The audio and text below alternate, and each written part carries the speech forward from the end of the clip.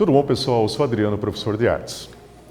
No dia de hoje, a gente vai fazer uma recapitulação, com relação aos elementos formais da arte e vamos dar uma revisada com relação à arte egípcia e à arte grega. Vamos pensar um pouquinho, gente, só para a gente tentar se localizar de certa forma. Primeira coisa, as linguagens artísticas possuem elementos que as constroem? A arte egípcia tinha espaço para livre expressão? E qual povo influenciou a arte grega? E a arte grega ela deu continuidade nessa influência que ela recebeu? Vamos dar uma pensadinha e vamos seguir em frente. Primeiramente, gente, a gente vai falar sobre as quatro artes que são fundamentais dentro das artes em gerais. Vamos falar primeiramente com relação à dança. A dança, ela possui três elementos. Vamos ver esses elementos. Eu coloquei a palavra movit, que é uma palavra bem característica, e a gente pode resumir três elementos nessa própria palavra. Primeiro, a palavra move, M-O-V, que significa movimento corporal. A expressão subjetiva através das translações, rotações e combinações. O que significa, gente?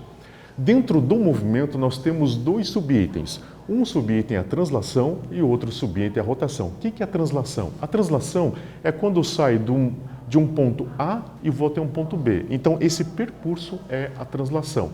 E o que é a rotação? Rotação é quando eu giro no meu próprio eixo, ou seja, eu faço um giro de 360 sobre o meu próprio círculo. Então, esses dois movimentos juntos, eles proporcionam também as combinações. Então, esses são os movimentos básicos dentro da dança.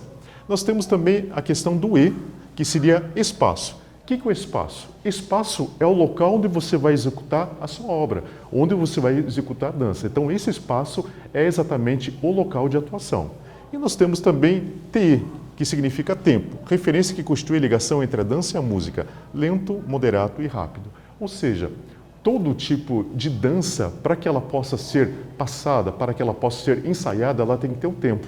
E esse tempo exatamente vai ser a união de todos os elementos para que eles possam fazer todos os movimentos com simetria. Então, dessa forma, todos vão ter um tempo atuante para poder fazer exatamente o desenvolvimento das suas coreografias, ok? E nós temos também os elementos básicos da música. Eu coloquei essa palavrinha rima, R-I-M-H-A, eu coloquei um H a mais, a gente vai ver já por quê. Primeiramente, nós pegamos a palavra ritmo. Ritmo nada mais é que a marcação do tempo. Dentro da música, o tempo ele foi analisado com relação à batida do coração. Então, uma batida de coração normal é um tempo normal de música. Quando você acorda de manhã e está bem tranquilo, você tem aquela batida de coração bem de levezinha, aquilo é um tempo lento. E quando você corre, você tem aquela atuação que o teu coração fica rápido, esse é o tempo rápido. São três tempos dentro da música. Outro elemento seria a melodia, sucessão de sons que formam uma frase musical. Lembrando que, quando você ouve uma música, você sempre vai se lembrar da letra daquela música, você sempre vai se lembrar daquela parte que te marca. Por exemplo, uma música, Atirei Pau no Gato, você vai se lembrar exatamente do Atirei Pau no Gato e mesmo que seja instrumental, você vai se lembrar dessa melodia, mas você não vai se lembrar do acompanhamento, você não vai se lembrar sobre uma bateria que está tocando lá no fundo, ou contrabaixo, mas você vai se lembrar exatamente aquilo que marca a música. Essa é a frase musical. Lembrando que dentro da melodia nós temos três itens. O primeiro item é duração. O que é duração? Uma nota ela pode durar bastante tempo ou ela pode durar um tempo muito curto. Nós temos intensidade. Qual que é o exemplo de intensidade? A mesma coisa que se esteja do lado de uma sirene que esteja tocando bem forte. Ou de repente você está a 4 quadras dessa sirene. Se você está perto dessa sirene, você vai ouvir com bastante força. Se você está longe, você vai ouvir ela bem fraquinha. Então isso é chamado de intensidade do som. E o outro item seria a altura. O que é a altura? A altura finge que você tem um teclado na tua frente e você toca a primeira nota do lado direito. É uma nota hiperaguda. E se você tocar a última nota do lado esquerdo, é uma nota muito grave, ou seja, uma nota fina e uma nota grossa. Essa é a diferença com relação à altura. Uma nota aguda e uma nota grave. E nós temos a harmonia. A harmonia seria sons combinados que proporcionam um acorde, ou seja, uma combinação. Vamos colocar um exemplo. Finge que você está assistindo um jogo de futebol e o teu time é o time vermelho. Está todo mundo lá gritando vermelho, vermelho, vermelho, vermelho. Todo mundo está em consonância, ou seja, todo mundo está combinando, está tudo certinho. Mas de repente chega uma pessoa, vai lá no meio e começa a torcer para o time azul. Então todo mundo gritando vermelho e um cara gritando azul. E o que vai acontecer? Vai dar uma dissonância, alguma coisa não vai combinar. Então não existe harmonia. A harmonia é quando todos os elementos ali dentro têm a mesma voz. E dentro da palavra voz, nós temos um item chamado timbre, que está dentro de harmonia. O que é timbre? Por exemplo, faça um exemplo. Você está ali assistindo aula, você está vendo a aula do teu professor, você deixou uma xícara de café ou um copo d'água no canto. De repente se bate nesse copo ou nessa xícara, derruba no chão e quebra. Você já ouve lá dentro tua mãe falando, fulano, o que aconteceu? No mesmo momento que a mãe fala, você reconhece a voz dela. Então, o que é timbre? Timbre é a assinatura vocal de qualquer pessoa, ou o som de algum objeto. Por exemplo, eu estou na cozinha e ouço aquele som de chaleira. A chaleira tem um som característico, é a assinatura do objeto. Então, timbre significa a voz de algum objeto ou voz de uma pessoa, que você reconhece no mesmo momento. Então, isso é timbre. O som do piano, o som do violão, o som da voz de sua mãe, o som da voz do seu pai, o som da voz do seu colega, do seu irmão, sua irmã. Então, isso é chamado de timbre. E nós temos também os elementos do teatro. Eu coloquei essa palavrinha ata. Ata significa atuar, ator, né? Atuar e falar em um universo ficcional. Pode ser fantoches, dubladores ou mímicos. Usa a expressão pelos tons vocais, dicção, emoção e energia. Corpo é o suporte. O que acontece? O ator é exatamente aquela tela em branco que ele vai assimilar o personagem. Ele vai falar que nem o personagem, ele vai se vestir que nem o personagem, ele vai pensar que nem o personagem. Então ele expressa através do seu corpo, que é suporte, lembrando que suporte é quando eu tenho altura, largura e profundidade, ou seja, algo que eu posso pegar. Então eu sou essa tela que vai ser pintado o personagem em mim. E dessa forma eu vou poder transmitir para o meu público aquilo que o texto está pedindo, através da minha interpretação. E nós temos também a questão de texto. Diálogos com linguagem dimensional, ação discriminada para o ator. Ou seja, o segundo Tzinho significa que o ator ele recebe exatamente um texto que vai indicar quais falas ele vai falar e vai indicar que tipo de expressão que ele vai ter. Por exemplo, está dizendo assim, você vai chegar na sala, vai pegar um copo e jogar na parede e você vai falar, aconteceu alguma coisa. Então, você tem o texto e você tem o direcionamento do sentimento que o ator vai ter que ter naquele momento. E nós temos também a questão de audição, o último A de ata. Quem assiste uma peça ou um show é um espectador, o relacionamento entre público e atores. Ou seja, a audição, gente, é aquela troca de energia. Aquele momento que o ator está falando um texto, tem todo um cenário, tem toda uma cenografia, tem toda uma sonoplastia, tem todo um figurino e a pessoa que está assistindo está vendo tudo aquilo. E nisso existe aquela troca de energia. Quando o ator interpreta de uma forma magnífica, é aquele momento que você sai do teatro, você sai do cinema e fala, que filme. Então quer dizer que o espectador ele entendeu a mensagem, ele conseguiu entender a interpretação. Essa ligação entre os dois, isso é chamado de audição. E nós temos também os elementos das artes plásticas, que ali são 6 elementos, e eu fiz uma frase um pouquinho maior para a gente poder tentar memorizar. Então, um homem caminhou até a Montanha Amarela e achou um quadro na areia. Um homem, quando você está olhando uma paisagem, você vê uma pessoa lá longe, ela parece que é um pontinho. Então, o ponto que representa o homem é o primeiro contato do riscador. Quando pega um lápis e encosta no papel, aquele primeiro contato é o ponto, que é o elemento prioritário, ou seja, o primeiro elemento dentro das artes plásticas. Depois nós temos a palavra caminho. O caminho, traço ou linha, a ligação entre o ponto A e B. Se eu tenho um ponto A e tenho um B, eu coloco uma régua e faço um risco, o que eu vou fazer com esse risco? Eu vou fazer um traço ou uma linha. Então esse é o segundo elemento das artes plásticas. Nós temos o elemento montanha. O que é montanha? Montanha, gente, é uma forma. Então nós temos triângulos, quadrados, círculos, então tudo isso são formas. Então uma forma também é um elemento, ou seja, traço que começa e termina no mesmo ponto. Ou seja, quando tem uma forma, o meu lápis ele vai começar nesse ponto do triângulo, ele vai na parte de cima, vai para baixo e ele volta no mesmo ponto de saída. No momento que eu fechei esse ponto, que eu saí do ponto A, fui para o B, para o C e voltei no A, aí existe uma forma, porque eu fechei o traço. Então, forma é esse elemento.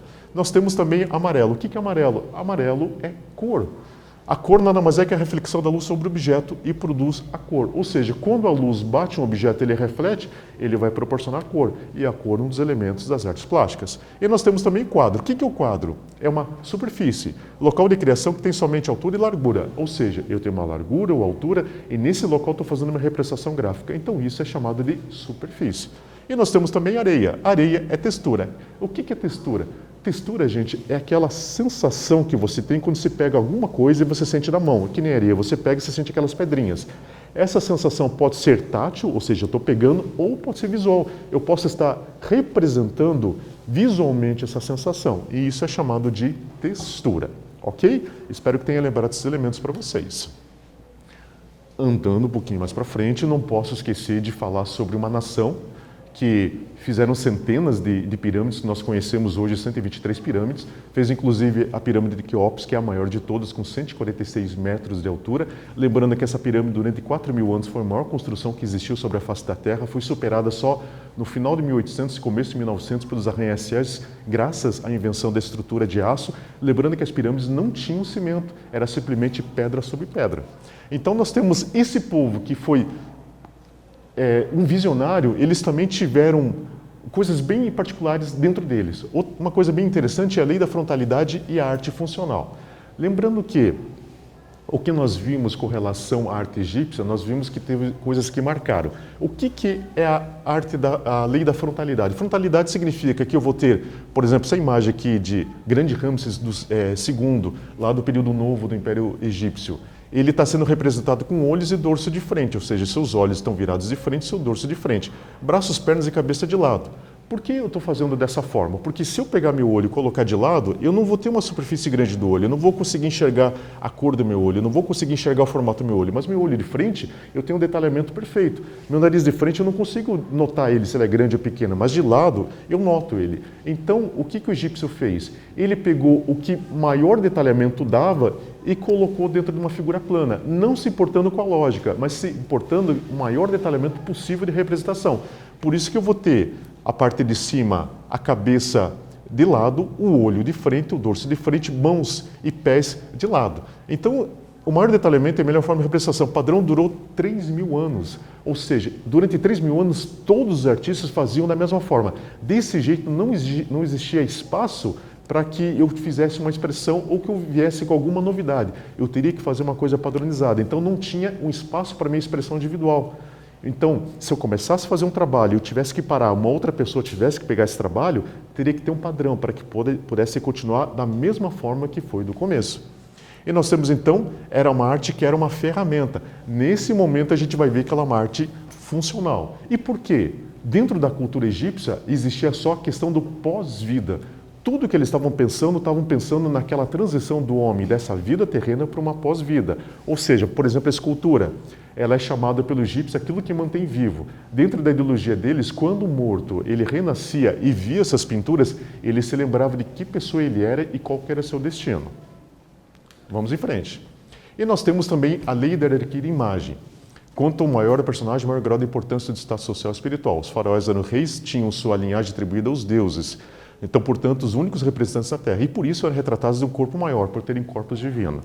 Lembrando, gente, que eu já tinha falado anteriormente, os faraós, eles eram representados como descendentes do próprio deus Osíris. Osíris foi o primeiro faraó. Então, dentro dessa ideologia da arte egípcia, nós temos um deus desse tamanho e nós temos um homem desse tamanho. Um escravo é menor. Então, esse Deus, como é grande, e quando surge o faraó, que ele é descendente dos deuses, lembrando que o faraó era o primeiro juiz, o primeiro sacerdote e o general de todos os exércitos, ele era retratado na mesma altura do Deus, por ser um descendente direto do Deus. Por isso que todos os egípcios consideravam o próprio faraó como um Deus vivo sobre a face da terra. Então, ele estava dentro dessa lei. Pode ver que, novamente, o nosso amigo Ramsés II, ele está com prisioneiros em sua mão. E os prisioneiros estão muito menores do que ele. Ele está fazendo uma ação de subjugando esses inimigos. E eles se tornaram escravos. Por isso mesmo um tamanho grande com relação a um tamanho menor. E nós vimos também o realismo da arte amarniana. Amarna é uma cidade atual hoje. Nesse momento, o faraó Akhenaton, Amenófis IV, dá liberdade criativa para os artistas. A expressão e o realismo são adotados automaticamente, os defeitos físicos eram representados sem hesitação. Vamos só lembrar um pouquinho na história. Nós estamos na cidade da Amarna atual, antigamente era Akhetaton. Akhetaton significa Aton, ver o horizonte. Essa cidade é a segunda capital do Egito. A primeira capital era Tebas e Amenhotep, que significa Amon está satisfeito. Ele troca seu nome para Akhenaton, significa o espírito de Aton se move por mim, e ele muda a capital de Tebas para Akhetaton. E essa se torna a nova capital do Egito. E 3.000 anos de história de teologia deuses egípcios, eles são banidos, e Akhenaton, ele coloca Aton, o deus chamado de círculo solar, ou o Sol Supremo, ele seria um novo Deus, um Deus sobre todo o Egito. Uma coisa interessante, nós estamos vendo Nefertiti. Nefertiti é esposa de Akhenaton. Ela foi igualizada a ele em poder e igualdade, ou seja, naquele momento Akhenaton fez com que Nefertiti tivesse o mesmo poder e importância perante o reino como ele. E nessa transformação que foi feita com relação a Akhenaton, o pessoal chamou ele de louco. Por que eu coloquei Amenófis IV? Porque todos os registros dentro de Akhenaton, dentro da história egípcia, praticamente quase todos foram extirpados, ou seja, ele foi arrancado da história egípcia porque chamavam ele de louco, porque ele tirou todos os deuses egípcios e colocou um deus somente. E nós tivemos poucos registros, daí os gregos fizeram o registro deles. E o que ele fez também de tão diferente? Ele falou para os artistas da época, vocês têm liberdade de fazer o que vocês quiserem. E o que aconteceu? Eles começaram a fazer a representação da pessoa com seus defeitos físicos. Começou a fazer a pessoa com o nariz grande, começou a fazer a pessoa com movimentação de braço, a pessoa já ficou de lado, já não ficava daquela mesma forma como estava, da lei da frontalidade. Deu a liberdade de expressão. E lembrando uma coisa, flores, pássaros e plantas é algo que aconteceu lá no finalzinho do Império Grego para o Império Romano que começaram as paisagens. E ele deu essa liberdade e aconteceu nesse momento. Então nós tivemos esse pequeno lampejo de liberdade artística que depois, a sucessão de Tutankhamon, aos 9 anos de idade, que era filho de Akhenaton, foi cortado totalmente e voltou tudo normal. Voltou a arte exatamente da frontalidade e voltou o mesmo panteão de deuses que já estavam há 3.000 anos. Ok, gente? Vamos fazer um exercício só para ver se a gente deu uma olhadinha na aula e a gente aprendeu bastante coisa hoje? Responda no seu caderno a seguinte questão. Quais são as características da arte egípcia? Faz lá, eu fico aguardando aqui. Até daqui a pouquinho.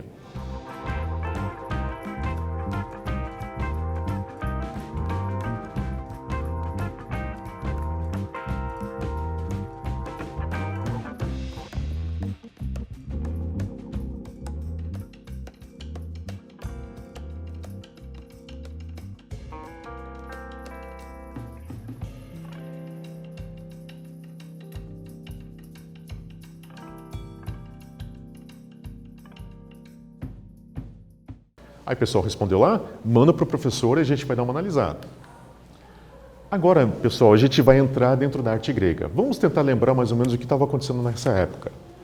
Foram profundamente influenciados pela arte egípcia, a lei da frontalidade, mas começaram a evoluir a mesma saindo das regras rígidas e colocar seus próprios olhos como referência.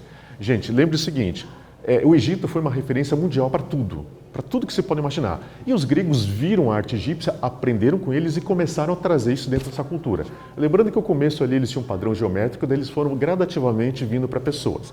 Agora, dá uma olhadinha, esse aqui é uma arte minoica exatamente em homenagem a rei Minos, que lembrando da história, Zeus, ele roubou Europa e ele se transformou num touro, levou a Europa para a Grécia e lá tiveram Minos, o rei. Então nós temos aqui um festival do touro, uma homenagem a Zeus, com os acrobatas minoicos. Vocês podem dar uma olhadinha, gente, nós temos já um corpo de lado, mas nós temos olhos de frente e rosto de lado, pés de lado e mãos de lado, ou seja, uma primeira inovação. Agora não temos o tronco de frente, o tronco já está de lado, já deram uma mudada. Então, gradativamente, eles estão mudando, porque o grego, ele era um ser muito visual. Ele olhava muitas coisas, então ele fez todo tipo de representação através do seu olhar. Ele não se prendia a padrões. Eles pegaram 3.000 anos de história de padronagem egípcia e foram transformando gradativamente naquilo que a gente vai ver um pouquinho mais para frente. E fizeram uma grande inovação, que é exatamente o escorço. O que é o escorço? Eu tenho minha mão dessa forma aqui, ó. Ela é uma figura larga. No momento que eu viro essa mão e deixo de frente para você, essa figura fez o quê? Ela encurtou, ela ficou mais curta, porque ela está de frente. Isso é chamado de escorciare em italiano, ou seja, eu deixei curta a imagem. Isso é o escorço. Essa foi uma revolução dentro da arte grega. Ninguém tinha feito isso. A mesma coisa o pé. Eu estou com o pé de lado.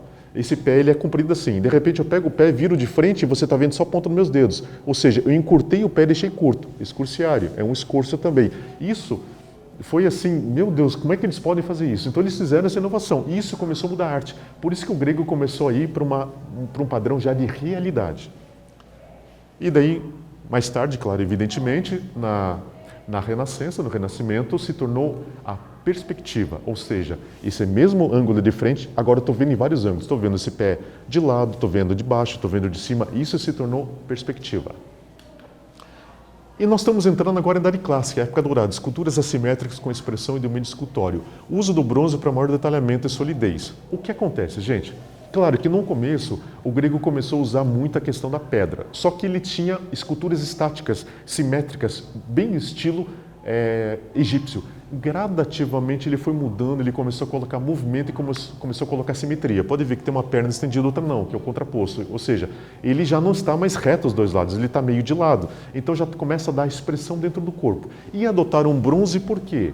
Porque quando eu trabalho com bronze, eu vou trabalhar com o barro primeiramente, do barro faço o molde, esse molde é preenchido de bronze. Então o barro ele é muito mais maleável, eu consigo dar detalhes. Então a gente está começando a cair o quê? Para uma realidade. E daí Policleto, nessa época dourada clássica, ele fez o quê? Ele fez um livro cânone que é a proporção humana. Ele conseguiu medir um homem e dentro da parâmetros daquela época, ele mediu que 7 cabeças dava exatamente o tamanho perfeito. Então aqui um Dorífero Lanceiro, obra de Policleto, 7 cabeças de altura. Dessa forma fazia um padrão, então todo mundo podia esculpir, desenhar por essa proporção que todo mundo faria um tamanho de uma pessoa perfeita. Então ele fez esse lançamento. Um pouquinho mais para frente, já foi redescoberto pela Renascença, que eles fizeram exatamente aquela ampliação da proporção, deixando o que nós conhecemos hoje como 7 cabeças e meia, que foi mudando um pouco. E nós temos então também a questão de Policleto e Fídias, que eles foram fundadores do classicismo escultório. Ou seja, ele fez aquela estátua egípcia parada se transformar nisso daqui, uma coisa muito mais expressiva e muito mais humanizada e com realidade. Aqui nós temos a tabela atual que nós utilizamos por proporção, né? 7 cabeças e meia pessoa adulta, normal, 6 cabeças pessoa baixa, 8 cabeças pessoa bastante alta, detém a linha de crianças, 5, 5 e 6 cabeças e meia. Ou seja, 1 a 2 anos, 5, 11 a 15 anos. E isso é que a gente usa hoje em dia. Uma obra de Leonardo da Vinci, homem vitruviano, lembrando que Leonardo da Vinci inclusive fazia dissecação de cadáveres para poder ter ideia sobre a musculatura e para poder fazer essa proporção exata que nós conhecemos hoje. E nós temos ainda Policleto, data 470-405, escultor grego também chamado de Policleto de Argos. Ele tem muito pouca informação, mas a gente vê que ele gostava muito de fazer atletas e deuses. E Dorífero, que é o lanceiro, é a obra mais conhecida dele, além de ter feito o livro sobre os percussores. E ele foi aquele que trouxe a escultura para uma maneira clássica. Nós temos Fídias também, pouca informação sobre ele, mas ele foi imortalizado por essa obra magnífica aqui, que é Zeus em Olímpia. É uma das 7 maravilhas do mundo antigo, pode ver a proporção da pessoa com relação à estátua. Na mão dele tem Nike, deusa da vitória. E nós temos também, a única coisa que sobreviveu dele, que nós temos hoje, é o conjunto escultório da frente Partenon, trazendo exatamente a direção dessa escultura que nós temos como época de ouro da Grécia. E fechando, nós temos Praxíteles. Praxíteles foi um grande representante da transição do helenismo, do classicismo ao helenismo. Por que helenismo? Helenismo porque Alexandre o Grande começou a conquistar o mundo e começou a trazer outras culturas e teve essa assimilação. E por que eu estou colocando com o barroco grego?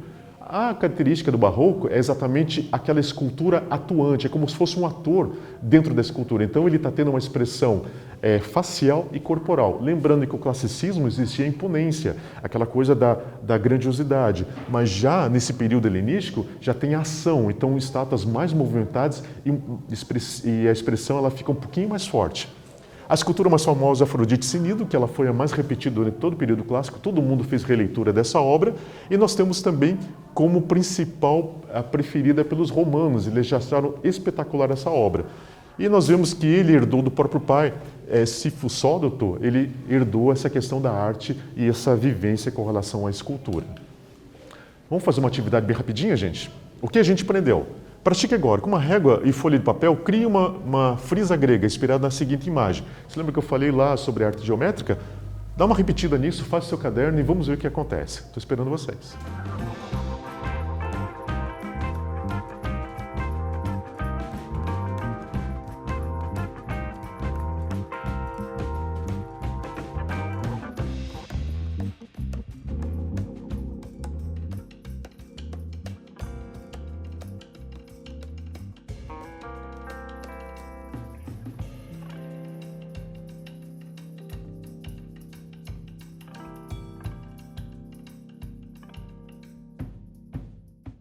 Manda para o seu professor lá e vamos dar uma olhadinha. O que a gente aprendeu hoje? Elementos formais. Nós temos dança, teatro, música e artes visuais, ou seja, cada uma dessas manifestações, as 4 manifestações da arte, nós temos elementos que as constroem. Nós também aprendemos sobre a arte egípcia, a lei da frontalidade, a hierarquia, nós vimos também correlação a esse período do realismo egípcio, que é um período bem curto, que foi muito aberto para a correlação à concepção da arte. E nós vimos também a arte grega, escorço, proporção, Policleto e Fídias, que fizeram exatamente essa entrada do período clássico, e nós temos Praxíteles, que foi a referência do período helenístico. Ok, gente? Espero que tenha sido proveitoso, tiveram aprendido bastante, e nos encontramos na próxima aula. Até. Tchau, tchau.